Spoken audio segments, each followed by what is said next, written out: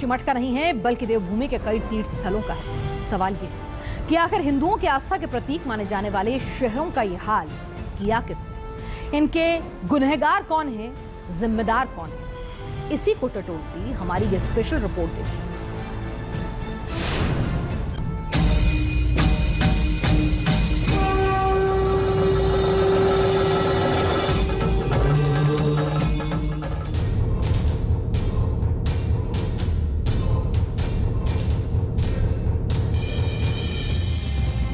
और वो दिन दूर नहीं है जब केदारनाथ भी एक विनाश की तरफ बढ़ेगा।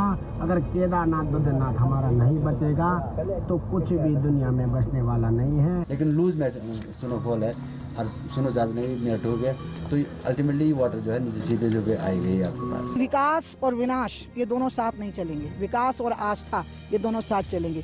एक बात पर कोई एक बोलेगा, कोई दूसरा बोलेगा, चलो माना गलती हो गई, लेकिन रेमेडी क्या है? आज इस समय तो कोई रेमेडी नहीं है। जोशीमठ में आई आपदा के बाद विनाश की बात क्यों हो रही है? जोशीमठ के पहाड़ों में दरार के बाद ऐसा क्यों कहा जा रहा है कि ये विनाश की छोटी तस्वीर मात्र है? तो क्या देवभूमि सच में खतरे में है? क्या खुलने वाली है भोलेनाथ की तीसरी आंख? जहां महादेव का वास, क्या वहां होगा सर्वनाश? देवभूमि को किसने किया खोखला? दरारें सिर्फ एक शहर का संकट नहीं है, बल्कि ये देवभूमि के 3 बड़े शहर, हिंदुओं की आस्था के 3 मुख्य तीर्थ स्थल जोशीमठ, कर्णप्रयाग और रुद्रप्रयाग के लिए बहुत बड़ा संकट है। दरकते पहाड़ और दरारों का खतरा हिंदू धर्म की आस्था से जुड़े 3 मुख्य बिंदुओं के लिए विनाश के खतरे की घंटी है। एक तरफ 3 तीर्थों पर आपदा आई, हिंदू धर्म में महत्व रखने वाले 3 शहर डूब रहे हैं। ऐसे में सवाल उठता है कि क्या ये संयोग है या कोई प्रयोग?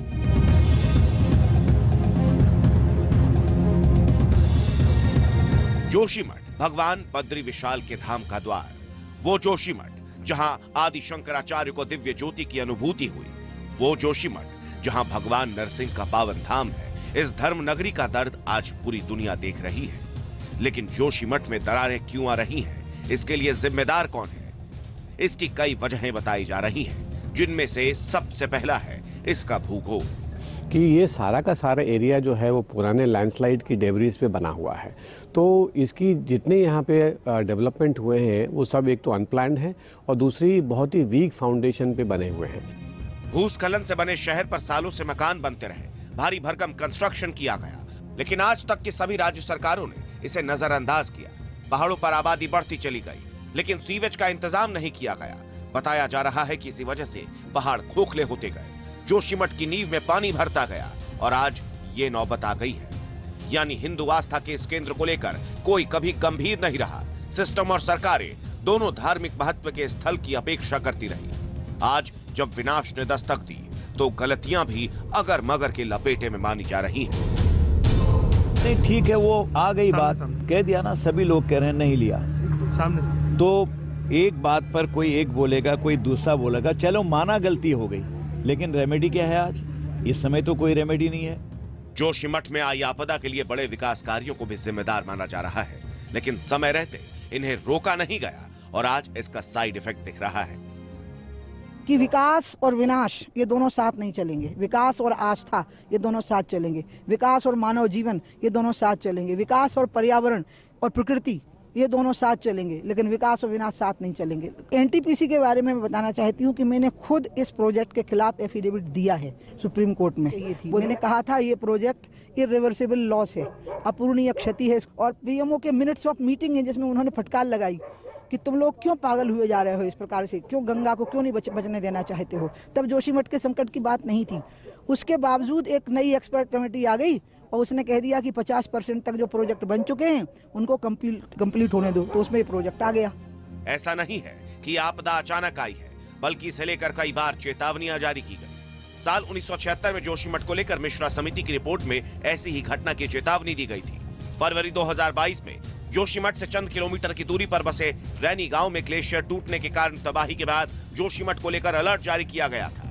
इसके अलावा ये भूकंप के लिए एक्टिव जोन है, बावजूद इसके यहाँ निर्माण कार्य धड़ल्ले से चलते रहे। बद्रीनाथ धाम के द्वार जोशीमठ में ये दरारें तो शुरुआत है, असल खतरा तो अभी बाकी है। सुनिए वैज्ञानिक बड़ी त्रासदी की तरफ इशारा क्यों कर रहे हैं।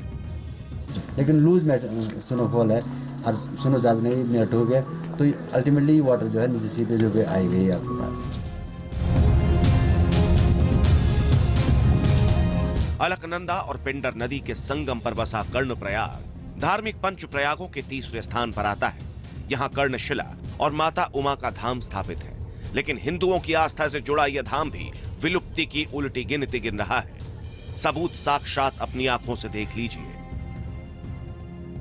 जोशीमठ में हो रहे भूदसाव को लेकर शासन प्रशासन पूरी तरह से मुस्तैद नजर आ रहा है, लेकिन हम जनपद चमोली के कर्णप्रयाग में स्थित एक मोहल्ले में है, बहुगुणा नगर और सीएमपी बैंड के आसपास आप लोग देख सकते हैं कि किस तरह से भवन लगातार दरारें आ रही हैं, तिरछे होते नजर आ रहे हैं और ऐसे लगभग 50 मकान यहाँ पे हैं, जिन मकानों में कई परिवार ऐसे हैं जिन्होंने अपना घर छोड़ दिया है और कुछ लोग ऐसे हैं जो जान जोखिम में डालकर यहाँ पे रह रहे हैं।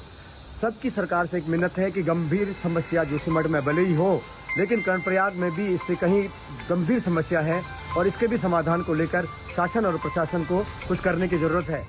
इस मकान को देखकर यहाँ की भयावह स्थिति का अंदाजा लगाना मुश्किल नहीं है। कर्णप्रयाग में 50 मकानों की हालात यही हो गई है। यहाँ भी विनाश के जो संकेत दिखाई दे रहे हैं, उसके लिए भी लोग बेकाबू और अनदेखे विकास को जिम्मेदार मान रहे हैं। यहाँ पे 2013 में जब मंडी का काम लगा था, तब से ये भूदसाव हो रहा है।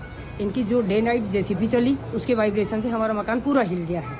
यहाँ पे हजारों पेड़ थे, ये सारी कटिंग हो चुकी है। ऑल वेदर की कटिंग की वजह से, दूसरे मंडी परिषद की कटिंग की वजह से तो जमीन थोड़ी थोड़ी हल्की ढीली होनी शुरू हो गई थी। मंडी के पीछे से और पानी की निकासी नहीं हो रखी, न नगर पालिका सुन रही हमारी, न PWD सुन रहा, ऊपर से भी पानी आ रहा है। रुद्रप्रयाग, यहाँ से बद्रीनाथ और केदारनाथ का रास्ता अलग होता है। यहाँ से कोटेश्वर महादेव के मंदिर का रास्ता कटता है। उम्र नारायण जी के दर्शन के लिए श्रद्धालु यहीं से गुजरते हैं। तुंगनाथ और महामहेश्वर जाने के लिए टोलियां रुद्रप्रयाग को जरूर पार करती हैं, लेकिन यहाँ भी उभरे दरार किसी बड़े विनाश की तरफ संकेत कर रहे हैं। दीवारों पर बनी ये बड़ी बड़ी दरारें साफ साफ दर्शा रही है कि पहाड़ के नीचे की धरती दरक रही है, कमजोर पड़ रही है और डर सता रहा है कि पहाड़ों पर बसा ये पूरा का पूरा शहर भर भरा कर कहीं नीचे न गिर जाए। सवाल यहाँ भी वही है कि आखिर इसका जिम्मेदार कौन है। 2018 के बाद तब 19, 20 और 21 3 साल किसी गांव वाले ने कोई विरोध नहीं करा। 21 सितंबर से गांव में दरारें आने शुरू हुई।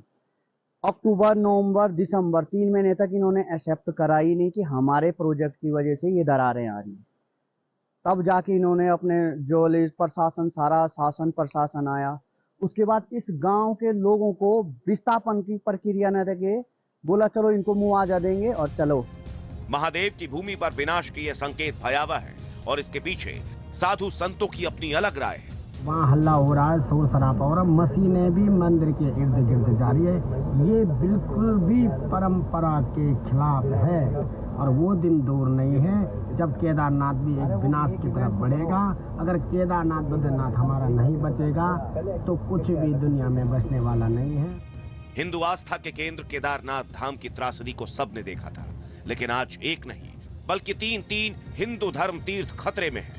और अगर इस वक्त कोई बड़ा कदम नहीं उठाया गया तो जोशीमठ जैसी तस्वीरें देवभूमि के अलग अलग तीर्थों में बढ़ती चली जाएंगी। जोशीमठ से धीरेन्द्र पुंडीर, औली से सुरेंद्र